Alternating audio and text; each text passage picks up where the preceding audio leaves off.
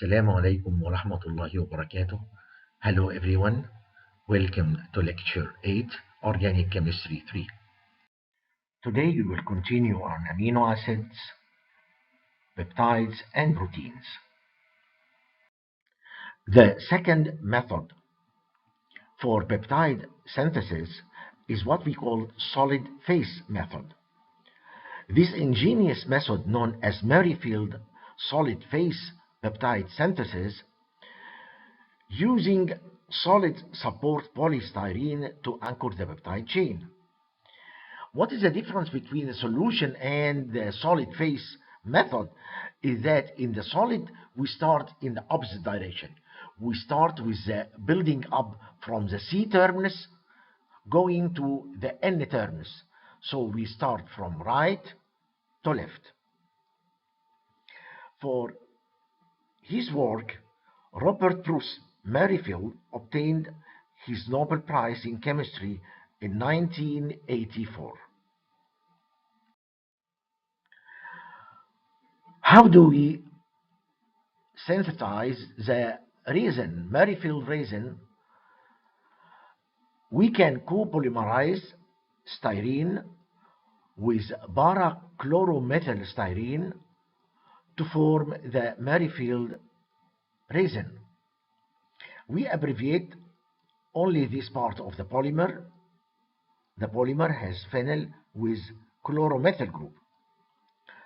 Or we can start with polystyrene, then chloromethylated Friedel-Crafts alkylation reaction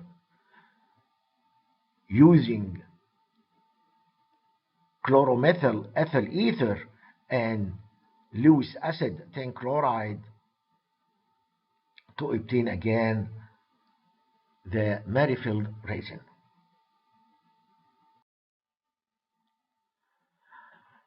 We start with the protected N-amino acid, again from right. This acid will allow to react with the resin. It's SN2 mechanism with the elimination of chloride. Now we have the amino acid hooked to the polymer.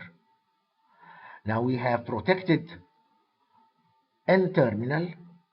What we have to do is deprotect the amino group to form the free amine, then react or couple this amino with the C-terminal of the second amino acid using coupling reagent like DCC.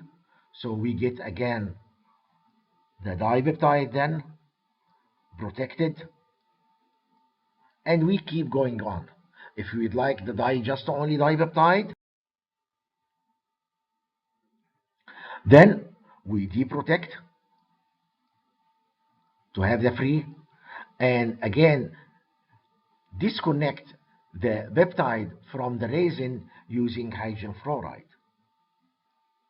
So you get here the peptide and you get the fluoro analog of Merrifield resin. Well, consider the synthesis of alanyl, valyl, phenylalanine using solid phase peptide synthesis. This tripeptide, we already demonstrated its synthesis using the solution method. Remember, when we start applying solid phase, we carried out the synthesis in the opposite direction. We start from right and we go left. So we start by protected phenylalanine. We spoke, for example, reacted or hooked to the polymer, the resin. We get this molecule. Deprotect BOC using trifluoroacetic acid. We get these species. React this with the second amino acid, again protected, let's say BOC protected valine, react with the amino acid hooked to the polymer using DCC as a coupling reagent and triethylamine or base as a catalyst. We get the coupled product here.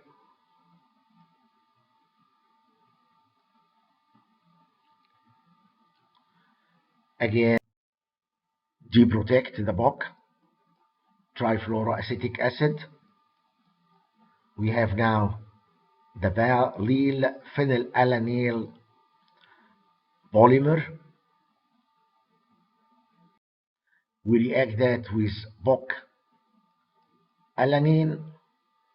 We get the formation of the amide.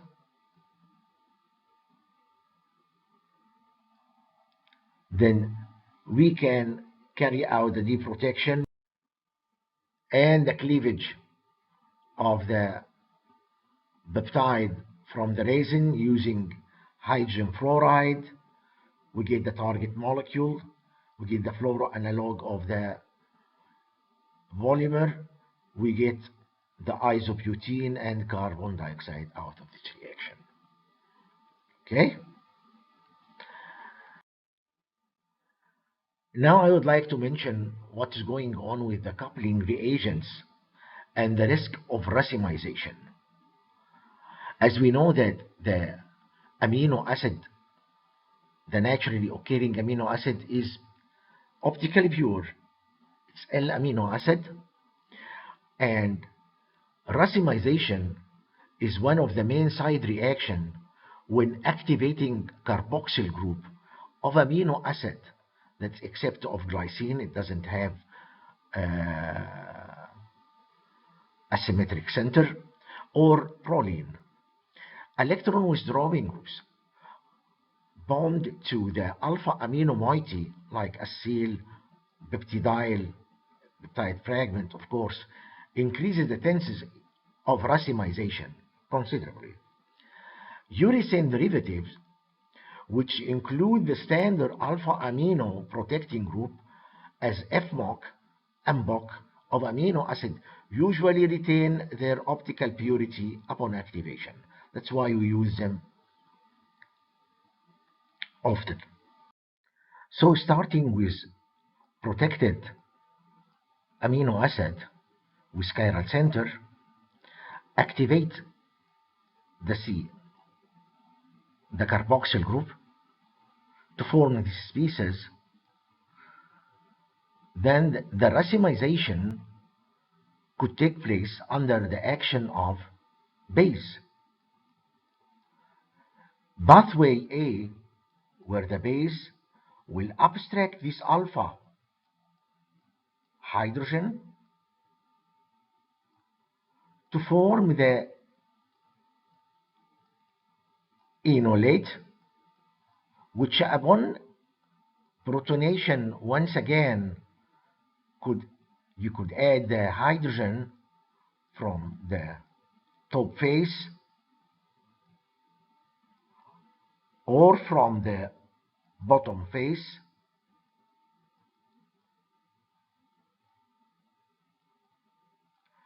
and this carbon loses the optical purity and became R and S. When it couples with NH2, of course, the dipeptide will be mixture on this carbon.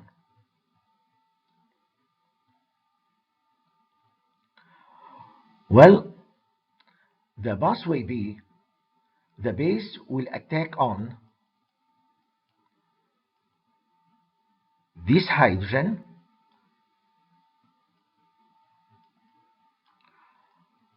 forming iminolate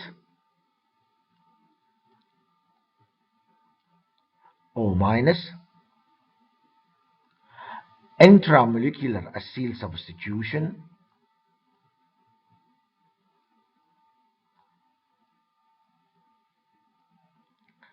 will lead to the formation of oxazolinone. Under the base will form the anion, which will be in resonance with the, again, enolate.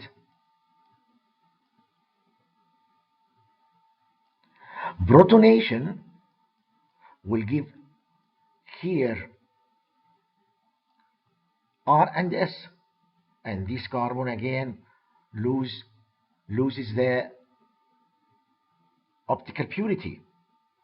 When it reacts with the amine, then give a mixture of R and S. See you next lecture.